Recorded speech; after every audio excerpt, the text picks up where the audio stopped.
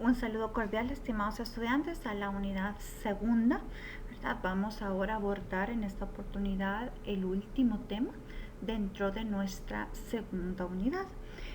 Como ustedes saben, en la lógica de los principios bíblicos y de la ética cristiana que su universidad fomenta a través de toda la carrera, pero enfocada en esta oportunidad al tema ético, vamos a ver también dentro del contexto de la antropología este componente bíblico y cómo es que se desarrolla el tema de la ética cristiana en ese contexto también, partiendo de la teoría creacionista. Recordando, ¿verdad? Estamos en nuestra segunda unidad, la ética y la antropología, y vamos a dar ahora el paso final en este sentido para lograr empezar después de vacaciones el apartado número 3 de la ética, la moral y los valores. Entonces, es así donde nos encontramos ubicados, ¿verdad? Para estar en sintonía con lo que vamos a ver y en el contexto adecuado. Entonces vamos a ver en esos dos puntos, vamos a hablar de la clasificación, las etapas de la antropología bíblica, el ser antes de la caída, el ser después de la caída y el ser restaurado por Cristo, como esa persona de la Trinidad. Y en el último punto, ¿verdad?, de esta unidad, también vamos a ver un poco de los principales desafíos de la ética cristiana y la antropología en el mundo actual. Y eso lo vamos a abordar a través de un foro donde van a participar como equipos al respecto. Entonces les invito pues que juntos, ¿verdad?, vayamos analizando estos componentes y vayamos reflexionando al respecto. En estas etapas de la antropología bíblica tenemos el ser antes de la caída, el ser después de la caída y el ser restaurado por Cristo. Estos tres grandes apartados son los que vamos a estar contemplando a lo largo de este bloque. Empecemos entonces con el ser antes de la caída, es decir, con el ser humano planteado justamente inmediatamente después de toda esa teoría creacionista compartida en el tema anterior dentro de esta misma unidad segunda. Aquí entonces hablamos y reflexionamos sobre cómo el ser humano, tanto el hombre y la mujer, fueron creados por Dios a la imagen de Él. Entonces leíamos ya de alguna manera, ¿verdad?, en el contenido anterior, toda la parte de la creación en Génesis, y recordamos aquí en Génesis 1:26 la importancia de cómo Dios establece con todos estos componentes de la Trinidad del mismo a hacer al hombre a la imagen y semejanza y cómo los crea, ¿verdad?, varón y hembra, y les da una potestad sobre cómo deben de desarrollarse en el mundo que ha sido creado previamente. Así también vemos que es ahí como Dios también, a diferencia de pedirle al agua, ¿verdad?, que produzca, y pedirle a la tierra que produzca, encontramos también a Dios formando al ser humano a través del polvo, pero con un componente diferente a todos los demás. Y aquí nos encontramos con el tema del soplo de vida, ¿verdad?, y ese aliento, y cómo lo hace un ser viviente a diferencia de los animales y las aves. Asimismo, encontramos en este componente, en esa palabra hagamos, ¿verdad?, una naturaleza tripartita de ese ser creador, de ese Dios, ¿verdad?, desde la teoría creacionista, donde se plantea también en el Nuevo Testamento, como en Mateo 3, del 16 al 17, donde tenemos la figura de esa tercera persona de la Trinidad, la segunda y la primera visualizadas en un escenario. Entonces tenemos a Jesús, el Hijo, ¿verdad?, esa segundo componente, Dios Padre también, y Dios Espíritu Santo. Entonces tenemos ahí el Hijo. En el proceso del bautismo vemos también cómo se abre el cielo y aparece el Espíritu Santo, no una paloma, sino como paloma, ¿verdad?, que descendía sobre él, y esta voz en los cielos que justamente planteaba el Dios Padre. Entonces tenemos ahí un escenario perfecto donde podemos tener esta visualización de esa naturaleza tripartita de Dios.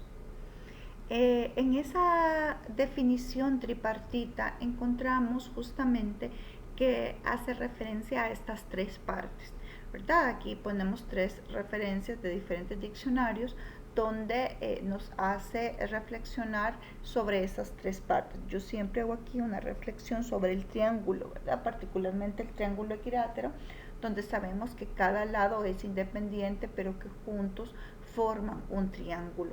En este sentido tenemos también, ¿verdad?, Dios, que forman uno solo, pero tienen tres formas diferentes de manifestarse y tres roles muy particulares a lo largo de la historia. También encontramos en Word Reference, donde también hace una referencia a tres, y esas también en Oxford Dictionaries, donde encontramos la constitución de tres partes. Todos hacen referencia a este componente de tres elementos. Entonces, cuando hablamos de Dios, estamos hablando justamente del Padre, el Hijo y el Espíritu Santo. Esa naturaleza permeada, establecida, divina, también heredada del ser humano. ¿En qué forma? En justamente esa naturaleza tripartita también de cuerpo, alma y espíritu, de esos tres componentes. Entonces tenemos ahí justamente a un ser humano creado a imagen de Dios con estos componentes también importantes. Entonces encontramos también al ser humano como un ser tripartito, y en una de las cartas que escriben uno de los principales autores del Nuevo Testamento, encontramos a Dios, ¿verdad?, manifestando a través de todas estas lecturas, cartas que se dan a través de los apóstoles, y particularmente encontramos aquí en 1 Tesalonicenses cómo es que contempla ese ser del ser humano, valga la redundancia, y estamos hablando de espíritu, alma y cuerpo también, ¿verdad? Entonces encontramos en estos tres elementos un cuerpo que también se le puede denominar en el contexto bíblico como la carne, una alma justamente representada a ese hombre exterior y el espíritu a ese hombre interior, mostrándonos así que justamente todos estos elementos encajan de manera idónea de acuerdo a la teoría creacionista. Hasta el momento entonces el ser humano tenía un estado de inocencia, ¿verdad? Es libre de culpa, libre del pecado, y también no tiene esta noción de malicia, de mala intención, de picardía, sino que justamente está en un estado de inocencia. Y es aquí donde Dios le otorga ciertas libertades de decisión y también de consideraciones particulares.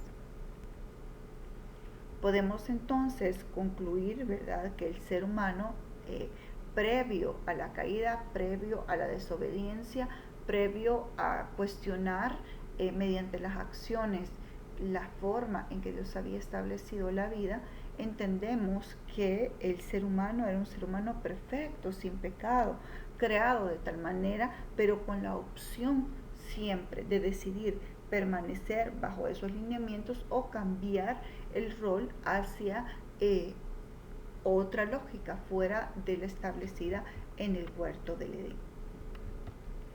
Y es ahí donde también encontramos un elemento muy importante de un Dios que no quiere gente robot, ¿verdad? Gente ya que solamente van a ir estableciendo una ruta de acuerdo a una ordenanza, sino que da la oportunidad que las personas puedan amarle voluntariamente y estableciendo una lógica en ese sentido de un Dios que da libertad en medio de las diferentes decisiones que el ser humano debe de tener, previo elemento, previa consideración que Dios lo sabe todo, pero que en medio de saberlo todo también le da la oportunidad a tomar las decisiones que mejor se adapten al criterio que independientemente el ser humano decida.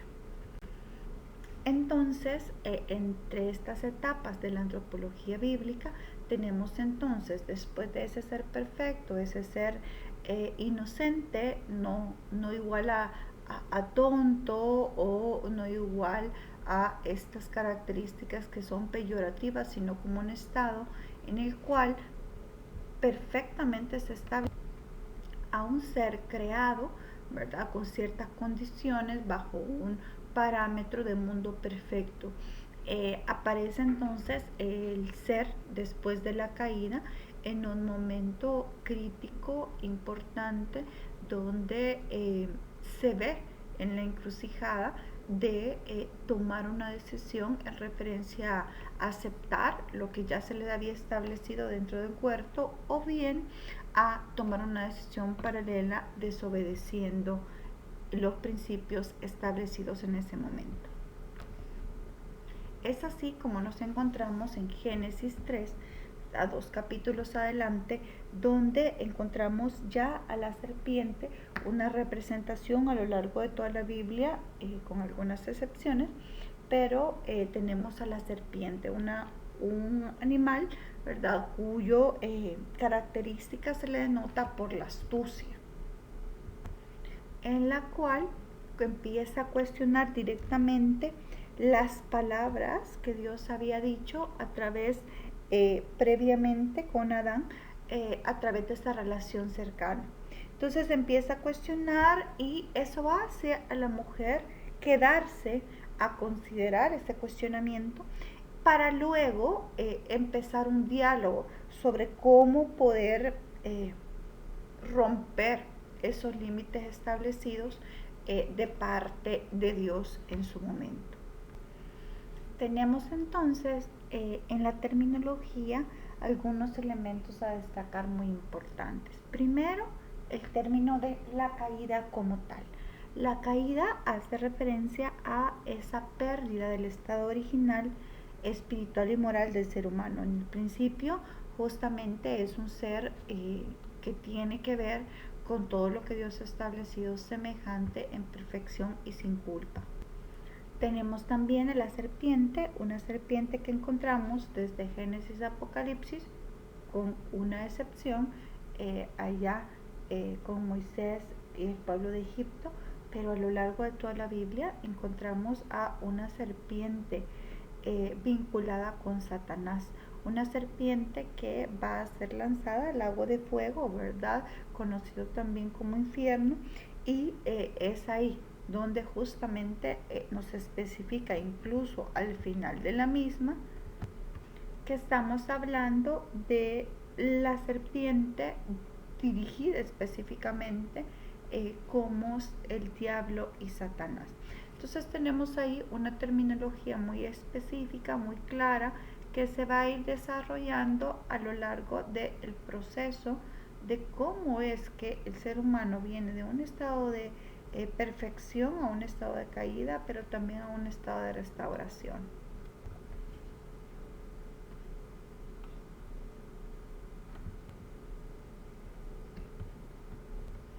Así pues, tenemos el ser humano inocente, es decir, que no reconoce la diferencia entre el bien y el mal. ¿Por qué? Porque solo ha conocido el bien, porque ha sido diseñado en este ambiente, en este espacio, donde él es completamente capaz de ver únicamente el bien, pero no de ver el mal. En un segundo momento también tenemos al ser humano, es inocente, ¿verdad?, pero no tonto. ¿Qué significa eso? Reconoce perfectamente que lo que Dios le había dicho era lo establecido, y también reconoce y puede identificar que Dios le había dado un lineamiento y eso era lo único que no podía violar. Frente a esa verdad absoluta que tenía en este momento Adán, toma la decisión Eva de atender a la duda planteada por la serpiente sobre tomar una ruta totalmente opuesta a lo establecido por su creador. En este contexto vemos a la serpiente diciendo una parte, un componente falso y justamente un componente medias verdades, ¿verdad? Por eso es que hay que tener mucho cuidado cuando hablamos de medias verdades, porque justamente hacen referencia a estos conceptos que Satanás usa para engañar y manipular. Entonces tenemos ahí a la serpiente hablando de que no iban a morir y en efecto encontramos que hay diferentes tipos de muerte a lo largo de la Biblia, pero justamente los seres humanos nos desprendemos, ¿verdad? Porque muerte es separación, nos desprendemos del cuerpo y del espíritu.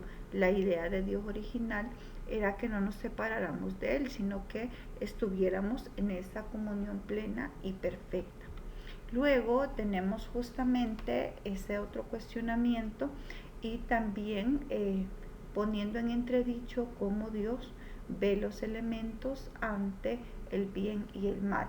Entonces viene el estado posterior a la inocencia, donde si bien es cierto, iban a reconocer el bien y el mal, porque el bien ya lo conocían, ahora iban a conocer el mal, eso produce un estado posterior a la inocencia.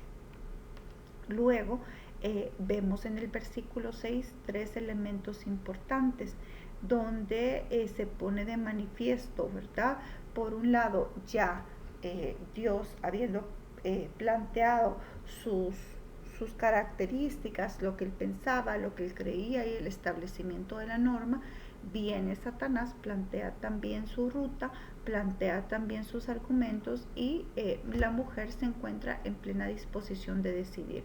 Pero en este proceso empieza a considerar todo lo que le podía proporcionar este árbol que se había justamente determinado como el árbol para no comer.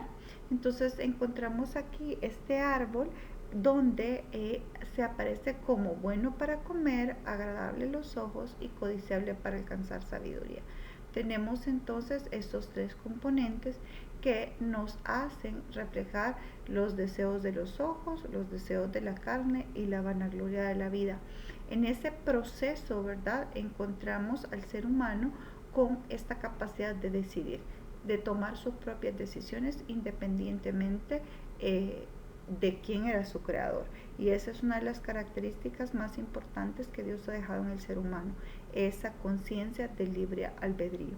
Entonces fueron abiertos estos ojos de ambos, luego le da a su esposo, ¿verdad? A su marido, a Adán, y nos damos cuenta aquí que es hasta ese momento que ellos reconocen que están desnudos, ¿verdad? Reconocen que hay una pérdida de esa inocencia original y ahora ellos tratan de cubrir esa vergüenza con higuera y con estas hojas de higuera haciéndose pues justamente estos delantales. El ser humano empieza a buscar cómo resolver estos problemas que ha generado a través de sus propios méritos. Entonces ahí vamos viendo cómo es que se va dando la caída y realmente nos damos cuenta que ante el libre albedrío, pues eso es uno de los elementos que puede pasar, tomar decisiones erróneas, decisiones que no necesariamente benefician al ser humano. Entonces nos encontramos con el hombre, con el ser humano, como una fuente de actos buenos, pero también de actos malos.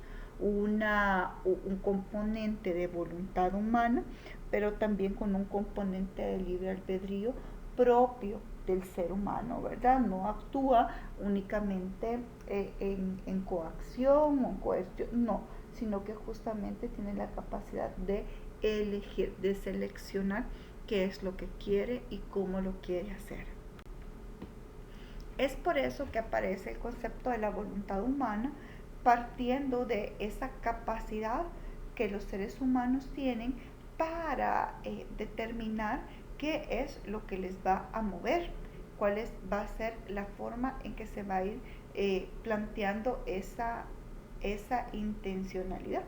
Entonces tenemos por esta parte la voluntad humana, que nos mueve a hacer cosas de una forma intencionada, determinada, y que a través de ello se va a ir mostrando a través de no solamente la voluntad, sino que también de las acciones, acto seguido, ¿no?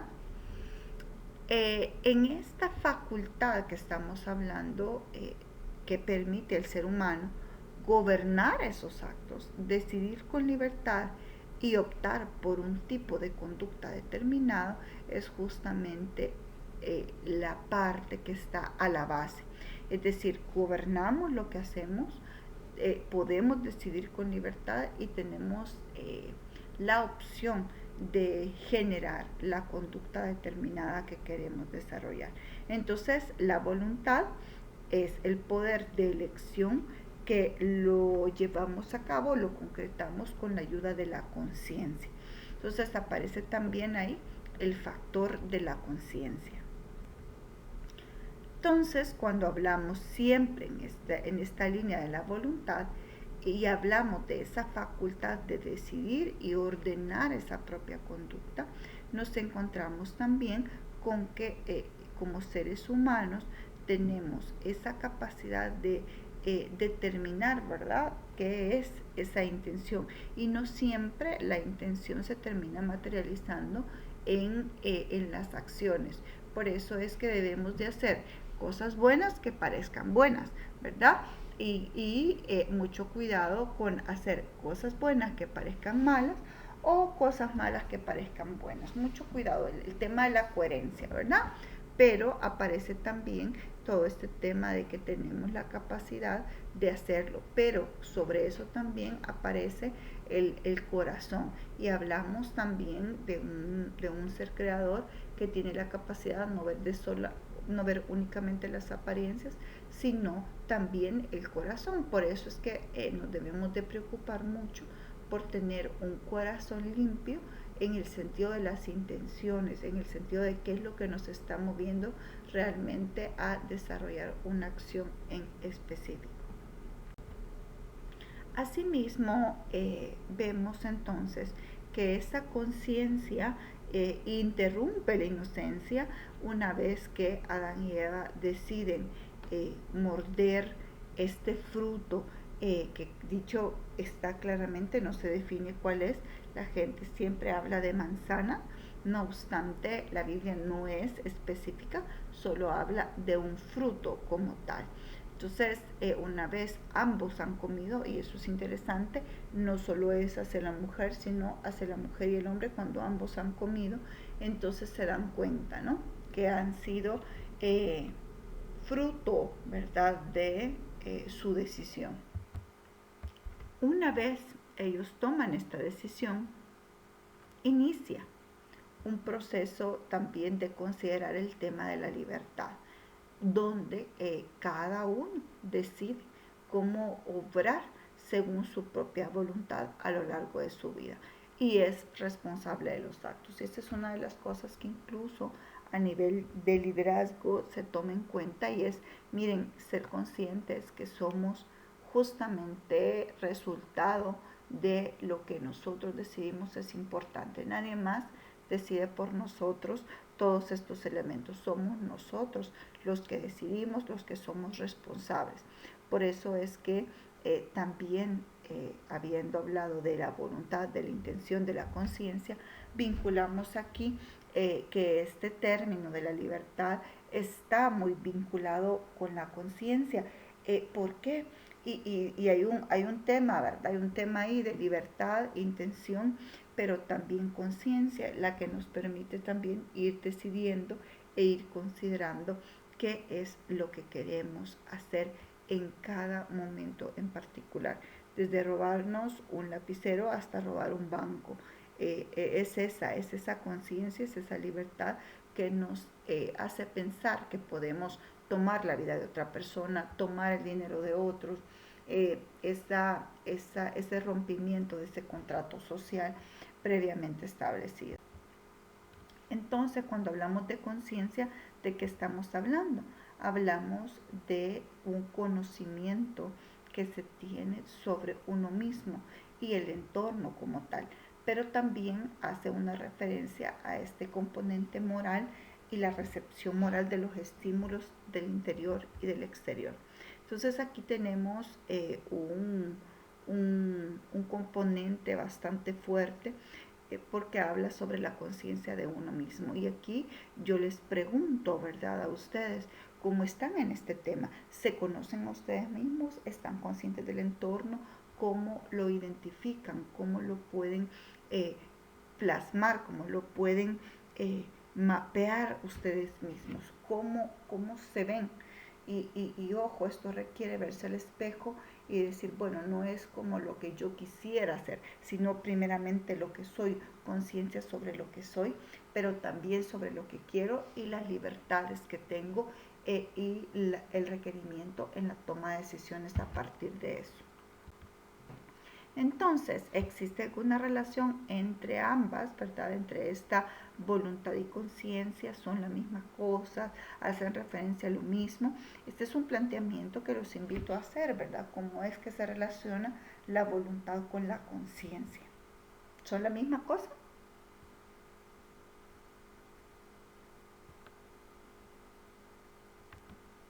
Entonces, partiendo de esas reflexiones, de esas preguntas, de lo que usted se está valorando, de la conciencia sobre usted mismo, yo le pregunto, ¿podemos puntualizar algunas cosas? Pues justamente, en efecto, podemos. El primero es que el ser humano es un ser consciente de sus actos, es decir, no es únicamente un ser inducido, sino es un ser consciente de sus actos. Asimismo, también somos conscientes que el ser humano posee su voluntad propia como tal y que también es capaz de elegir y ejercer el libre albedrío que considere pertinente. No solo se trata de poseer una voluntad propia, sino que justamente lo ejerce, ¿verdad? Es libre para ejercitarlo plenamente. La falta de conciencia, entonces, justamente es cuando el ser humano no se conoce a sí mismo, no es capaz de entender su entorno en el que se encuentra y no puede leerlo. Aquí la reflexión también se vuelve personal, es decir, qué tanto conocimiento tengo sobre mí mismo y el entorno en el que me encuentro, cómo me preparo para eso, cómo me relaciono en ese sentido. Yo estoy consciente de quién soy y del entorno en el que me encuentro. Tenemos aquí también la falta de voluntad que se tipifica cuando el ser humano no desea tomar una opción y se ve obligado a tomarla. Entonces ahí es donde también aparece esta noción de la voluntad, importante, fundamental también en toda esta reflexión. Por otra parte, también se ve la falta de libertad cuando el ser humano no puede realizar una acción en específico. Entonces tenemos ahí estas nociones de la falta de libertad, la falta de voluntad, todos estos elementos que van apareciendo y que nos van indicando cómo el ser humano toma la vida. Y yo quiero que ustedes en reflexión personal mediten cuál es su verdadera visión sobre ustedes mismos, cómo están ustedes administrando esa libertad, cómo ustedes están con las intenciones, cómo está el nivel de la conciencia al respecto. Y eso también le permite a usted ir teniendo reflexiones no solamente teóricas, sino también personales, de aplicación real. Nos encontramos entonces que el ser humano va a estar actuando, ¿verdad? Y desarrollándose, pero lo encontramos orientado en todo aquello que le parece como mejor opción, desde las actividades recreativas hasta el empeño por el trabajo, ¿verdad? Sacar adelante la familia, ser productivos, ser eficientes. Nos encontramos justamente con un ser humano donde quiere y desea tomar la mejor opción de acuerdo a su criterio, de acuerdo a su norma, de acuerdo a lo que él considera pertinente. Por eso es, y a su nivel de conciencia, ¿verdad? Habrá que decirlo, porque a veces aparece esa falta de conciencia sobre quién es y no tener esa conciencia de lo que realmente está ocurriendo no le permite optar por las mejores opciones como tal. Entonces, ojo también, un llamado personal a también estar reflexionando, pensando, soy consciente de mi entorno, soy consciente de quién soy, porque eso me va a hacer tomar las mejores decisiones posibles, incluso el papel que yo estoy tomando y desarrollando. Entonces encontramos que la voluntad opera principalmente en dos grandes sentidos. Una de forma espontánea y el segundo sentido aparece con la conciencia, es decir, soy consciente, ¿verdad?, de lo que estoy valorando, de lo que estoy decidiendo.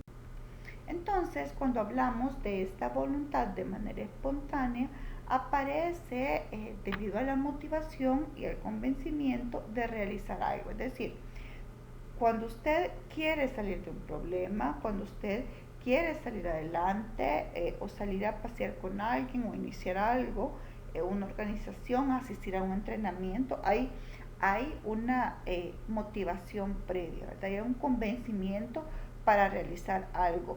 Se ha meditado, se ha considerado y se procede.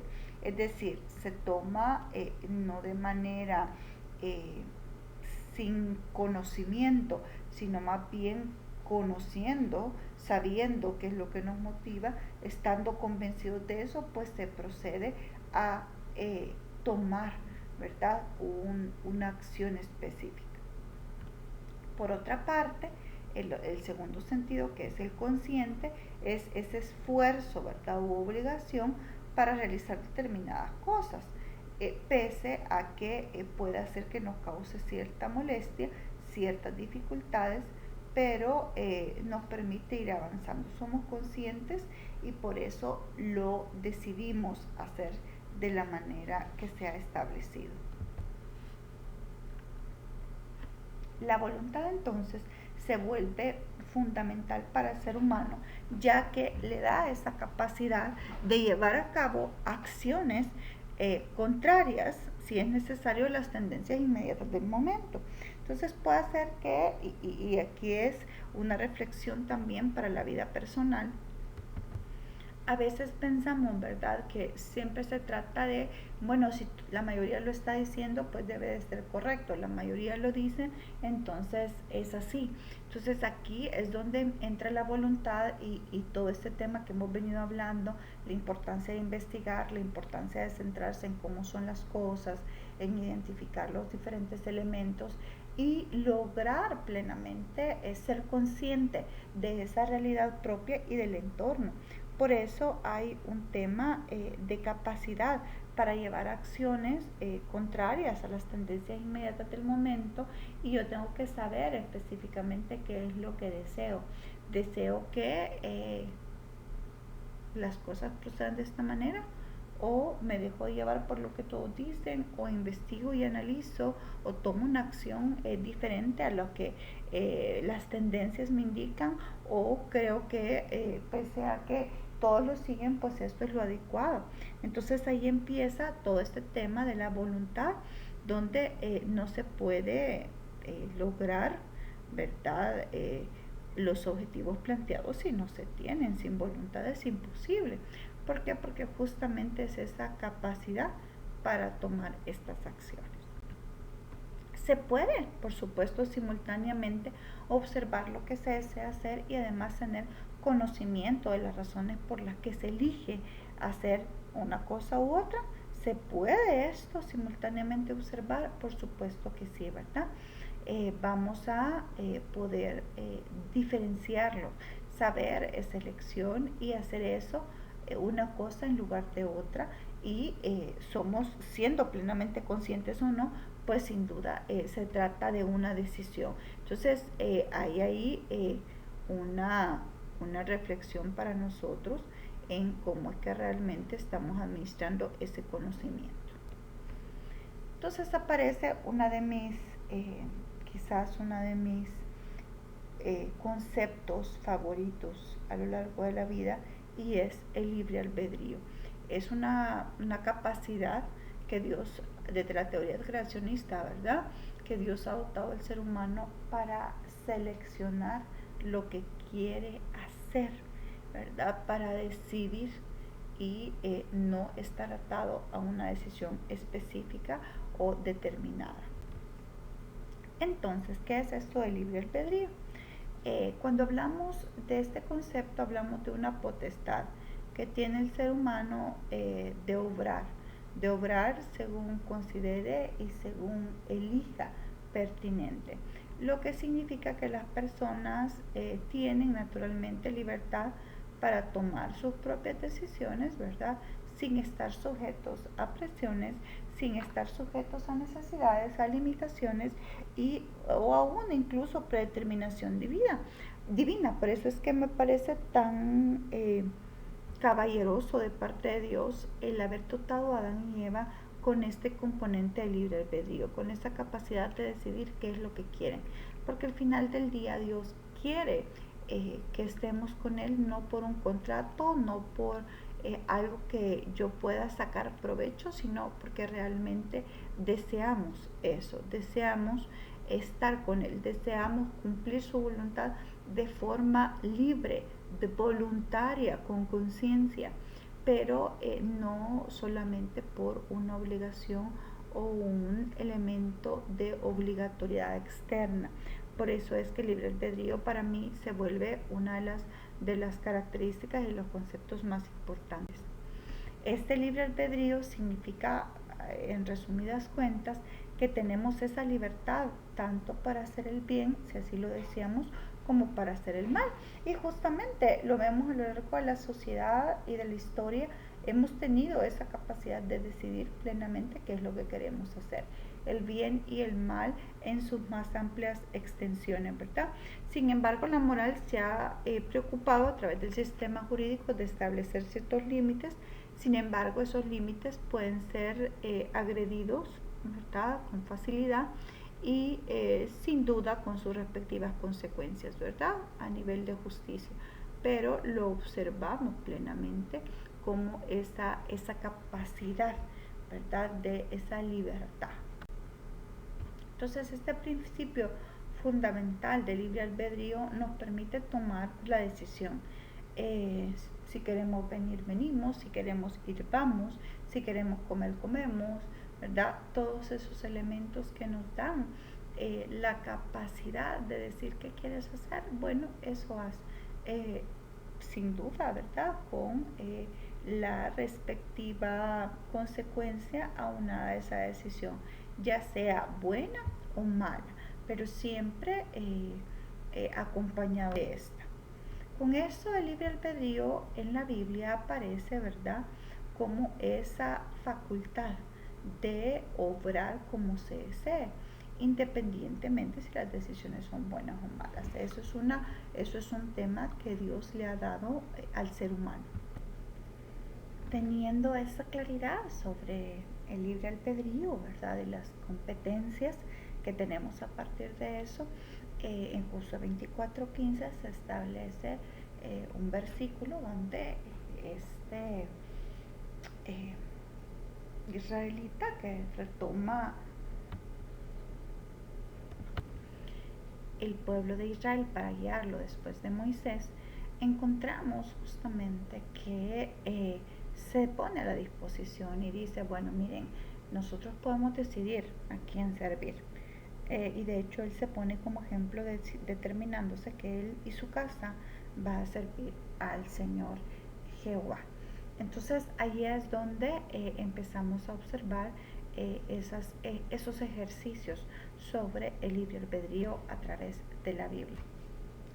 Ese libre albedrío también lo podemos ver en la filosofía con San Agustín de Hipona, y él sostiene un poco que el libre albedrío supone esa posibilidad que tiene el hombre de elegir entre el bien y el mal, y ese es uno de los elementos también bien importantes, esa consideración sobre la potestad de elegir adecuadamente, ¿verdad?, ya con sabiduría y todo este tema, pero que yo tengo la oportunidad de elegir lo que desee, tanto el bien como el mal, de forma independiente. Y eso es de los puntos también que nos hace mucha reflexión, porque incluso desde la filosofía podemos ir apuntando que se hace material, físico y palpable la oportunidad que tenemos como seres humanos de determinar qué es lo que queremos en cada situación, si escoger el bien o el mal de acuerdo a los parámetros claramente establecidos. Por otra parte, también, según el determinismo, aparece que toda esta conducta o elección humana va a tener su raíz en una causa, de modo que nuestras decisiones estarían siempre determinadas indefinidamente por todas las causas que la preexisten, ¿verdad? Y aquí hay mucho sobre la experiencia, sobre los diferentes elementos que hemos tenido para encontrarnos hasta este momento. Entonces, claro, ahí es donde empiezan algunas reflexiones importantes. Por ejemplo, ¿verdad? Una persona que ha tenido un ataque gravísimo de agresión con, por ejemplo, algún tipo de animal, llámense perros, por ejemplo, una persona que ha estado en contacto con un perro como un agresor no va a tener la misma aproximación a un perro que una persona que ha tenido una experiencia placentera donde los perros han sido parte de la cotidianidad y como en una relación afectiva fuerte. Entonces, ¿qué es lo que nos va diciendo esto? Miren, cada, cada conducta y cada elección humana sin duda tiene en su base esas causas que al final del día determinan indefinidamente, ¿verdad? Todas las causas que preexisten a este punto. Entonces, volvemos, ¿verdad?, a la necesidad de plantear eh, la, la, el realce, ¿verdad?, a ser conscientes de qué es lo que estamos pasando, conscientes sobre nosotros mismos, conscientes cómo las experiencias también nos han conducido a un determinado forma de ver la vida y forma de actuar. Entonces ahí lo tenemos que tener presente. Por otra parte también nos encontramos frente a la antropología bíblica. Entonces, aún en una tercera etapa, donde ya pasamos de ese estado de inocencia, está perfecto, pleno, completo, hacia un estado de caída donde el ser humano decide tomar una decisión puntual atendiendo a un consejo, a un cuestionamiento de parte de la serpiente manifestada como tal, pero con una conciencia plena de que se trata de una representación de Satanás. Entonces, pero ante eso Dios no es ajeno. Él en su omnisciencia, porque a ver, hay que decir estas características tan importantes de Dios: omnisciencia, todo lo sabe; omnipresencia, está en todo lugar; no solamente omnisciencia, omnipresencia, sino que también omnipotencia, que tiene que ver con que todo lo puede y aparte que es un ser eterno. En esas características tan importantes encontramos que el ser humano, ¿verdad?, se diferencia de Dios justamente en que Dios tiene todos estos componentes.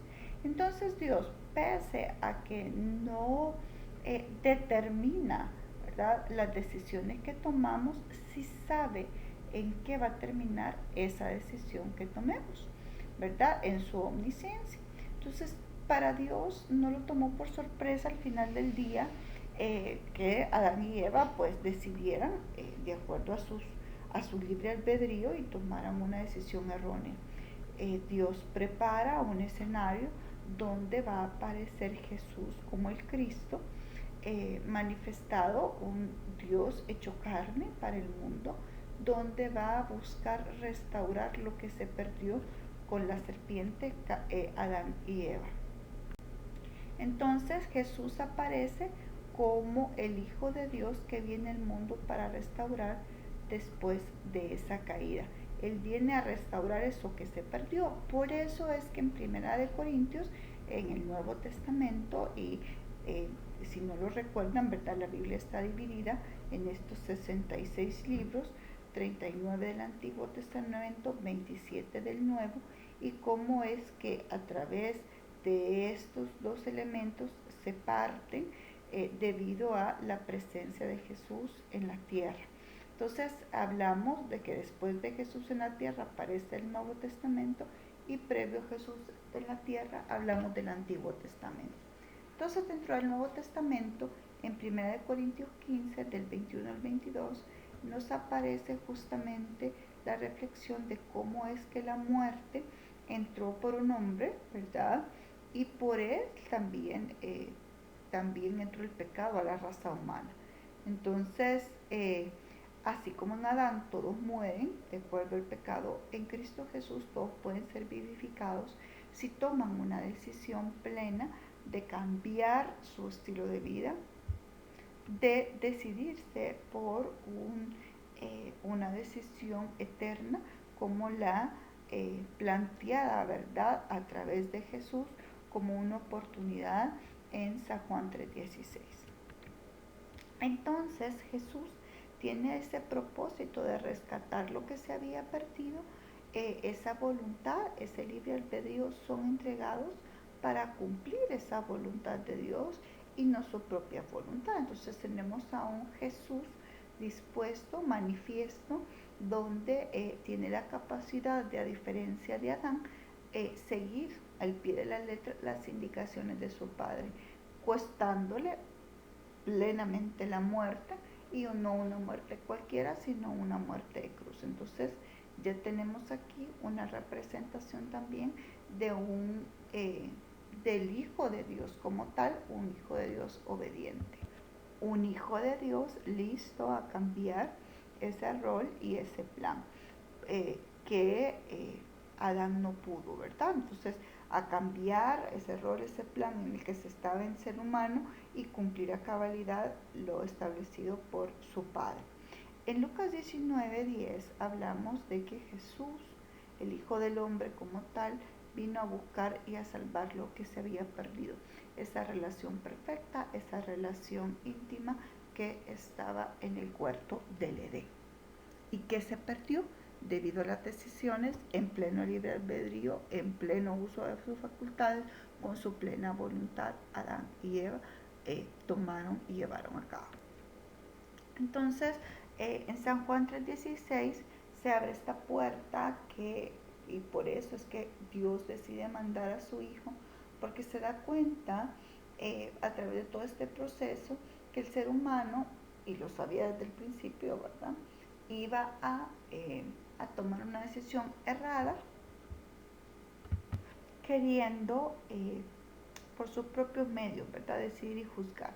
Viene Jesús, aparece como un Hijo de Dios que quiere, ¿verdad?, que nadie se pierda, sino que todos procedan al arrepentimiento y que todos tengan vida eterna, no mueran, ¿verdad?, eternamente, no vivan la eternidad separados de Dios, sino que por todo lo contrario, estén con Él, pero de forma voluntaria. Y por eso es que Cristo muere por esos pecados conforme a las Escrituras, es sepultado y no se queda muerto, sino que tiene esa potestad de resucitar al tercer día, y lo hace no de acuerdo a lo que Él quiere o de acuerdo a lo que Él le parece como más oportuno, sino de acuerdo a lo que su Padre había establecido ya. Por eso es que Jesús se vuelve el hermano mayor de todos aquellos que quieran aceptar a Jesús como el Salvador y a Dios como el Padre.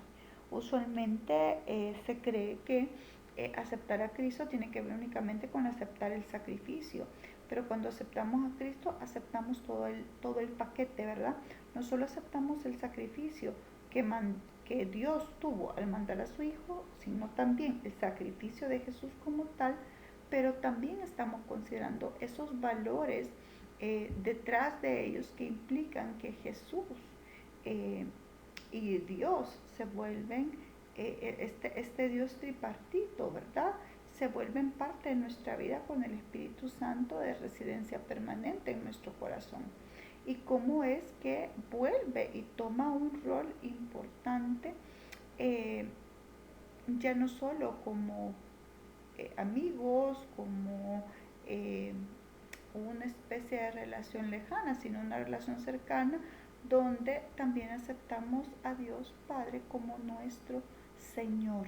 ¿Y eso que requiere? Que requiere también entender que a diferencia de Adán y Eva vamos a respetar sus principios, vamos a respetar lo que Él establece, aunque pueda ser que nos sintamos atraídos y seducidos a través de otros elementos que nos pueda plantear Satanás. Tomamos la decisión ante ese planteamiento de elegir obedecer lo que ya Dios ha establecido. Por lo tanto, teológicamente se presentan estas dos familias, ¿verdad? La familia de Satanás que se entra por voluntad eh, de Adán y Eva, ¿verdad? Ellos ya tomaron la decisión por nosotros y ahí aparece esa familia.